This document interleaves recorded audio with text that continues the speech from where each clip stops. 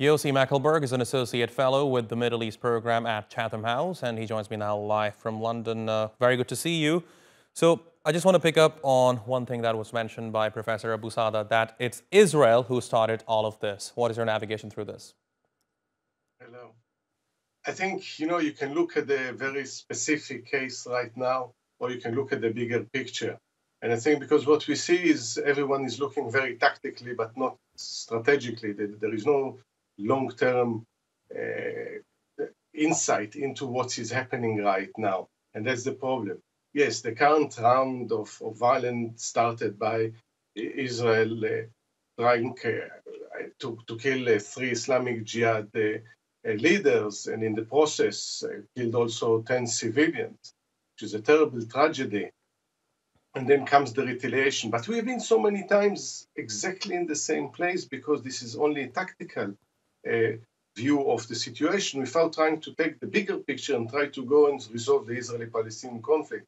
If there is any movement to improve conditions on the ground, to improve the situation in Gaza, remove the blockade, moving towards any political horizon, we won't be in this situation. But under this condition, Israel is looking at trying, probably they have their own intelligence to know when they want to prevent the next stage. And as a result, we are in the same situation again and again, of vicious cycle of violence. Indeed, it has become a vicious cycle of violence. Now, some experts would argue that such escalation between Israel and Gaza does help the Israeli government in mustering up support within the country. Is that accurate? Well, I think there is definitely an aspect of it.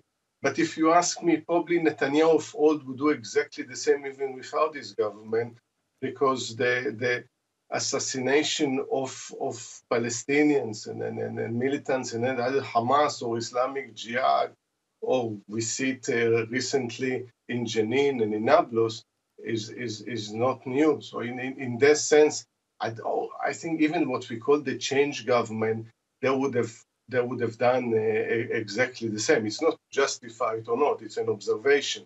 Now, having said that, under the current circumstances of this government, we will always be suspicious whether they're doing to serve the national security of the country or they do it in order to ensure that the government is intact. And to be honest, you need to go into what Netanyahu thinks, how he ensures that this government survives while he is facing corruption trial. That's exactly the reason that a prime minister should not serve while he is facing corruption trial, but there is a mix that we'll never know whether it's about national security or trying to save himself from corruption, for sentences in corruption trial.